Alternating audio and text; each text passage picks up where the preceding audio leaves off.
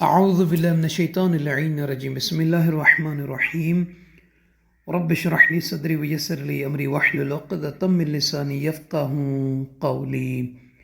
اللہم صلی علی محمد وعلی محمد۔ صاحبان ایمان مومنی مومنات، ماہ جمادی الثانی اپنے دوسرے عشرے کے آخر وسط میں پہنچا ہوا ہے۔ اس ماہ مبارک کے اعمال میں سے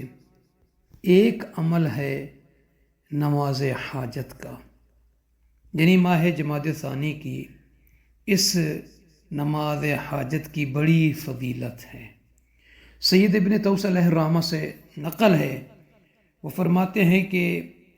اس مہینے میں یعنی جمادی الثانی میں جس وقت بھی ممکن ہو 4 رکعت نماز پڑھیں، یعنی یہ 2 کر کے یہ نماز آپ کو پڑھنی پڑے گی۔ اچھا، اس نماز کا فائدہ کیا ہے، اس کا اجر کیا ہے، اس کا ثواب کیا ہے، اور اس کے بعد ہم آئیں گے اس کے طریقے کی طرف۔ تو آئیے اس کے اجر اور فائدے اور ثواب کو بیان کرنے سے پہلے آپ سبھی مومنین مومنات سے عرض ہے کہ نجفی کربلائی چینل یا مومنین مومنات کا چینل ہے، اسے سبسکرائب فرما دیجئے، لائک اور شیئر کر کے دوسرے مومنین کو بھی بطور صدقہ جاریہ شامل کیجئے گا، جزاک اللہ۔ تو صاحبان ایمان مومن مومنات، اس نماز کے بارے میں فرماتے ہیں کہ جو بندہ، جو کنیز، جو شخص، جو عبد اس نماز کو بجا لائے گا، اللہ عز و جل اگلے سال تک اس کی اور اس کے بیوی بچوں، اس کے مال و اموال اور تینوں دنیا کی حفاظت فرمائے گا۔ اور اگر اسی سال وہ شخص، وہ بندہ جو یہ نماز، جس نے یہ عمل کیا اس 4 رکعت کا، اس جہاں سے بھی چلا گیا تو وہ شہید مرے گا، یعنی اللہ تعالیٰ اسے شہداء والا، شہیدوں والا اجر اور ثواب اسے عطا فرمائے گا۔ یہ نماز سید ابن طوس علیہ الرحمہ نے بیان کی ہے۔ اچھا، یہ کیسے پڑھنی ہے؟ 2 کر کے پڑھنی ہے، کسی بھی وقت، کسی بھی دن، مگر شرط یہ ہے کہ اسی یعنی جمادی الثانی میں کسی بھی وقت، کسی بھی دن ہو یا رات آپ پڑھ سکتے ہیں۔ نیت کریں گے کہ 2 رکعت نماز پڑھتا ہوں قربتاً الی اللہ، یا پڑھتی ہوں قربتاً الی اللہ۔ پہلی رکعت میں الحمد کو 1 مرتبہ اور اس کے بعد آیت الکرسی کو ہم فیہا خالدون تک پڑھنا ہے 1 مرتبہ، اور 25 مرتبہ جو ہے سورہ قدر کی تلاوت کرنی ہے۔ اور رکوع و سجود مکمل کرنے کے بعد اب دوسری رکعت میں سورہ الحمد کے بعد 1 مرتبہ الہاکم التکاثر حتی زرتم المقابر، اس سورہ مبارکہ کا جس کو یاد نہیں ہے قرآن پاک کو کھول کر دیکھ کر پڑھ سکتا ہے، 1 مرتبہ پڑھنا ہے، اور اس کے بعد 25 مرتبہ سورہ توحید یعنی قل هو اللہ احد پڑھنا ہے۔ یہ مکمل کرنے کے بعد قنوت میں جو دعا ہے آپ کو یاد، وہ پڑھیں، رکوع بجا لیں، 2 سجدے بجا لیں، تشہد السلام مکمل کرنے کے بعد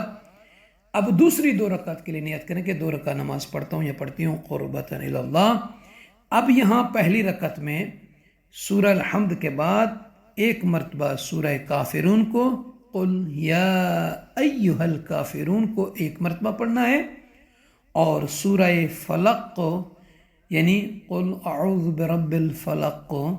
25 مرتبہ پڑھنا ہے۔ یہ مکمل کرنے کے بعد رکوع بجا لیں،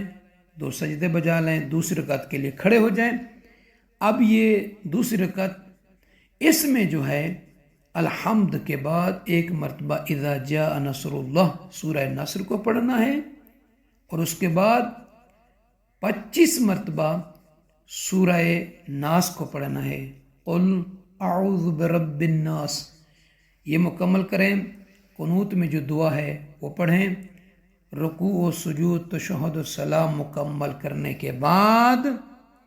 اب آپ نے 70 مرتبہ کہنا ہے سبحان اللہ والحمد للہ ولا الہ الا اللہ واللہ اکبر، یعنی یہ تسبیحات 4 ہے، اس کو 70 مرتبہ پڑھنا ہے، اور اس کے بعد 70 مرتبہ آپ نے صلوات کا یہ کلمہ اللہم صلی علی محمد و آل محمد پڑھنا ہے، اور اس کے بعد 3 مرتبہ کہنا ہے اللہم اغفر للمؤمنین والمؤمنات، کہ خدایا تمام مومنین و مومنات کو بخش دے، معاف کر دے۔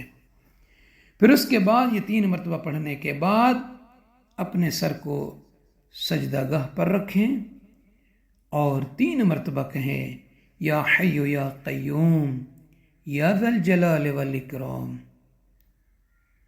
یا اللہ یا رحمان یا رحیم یا ارحم الراحمین،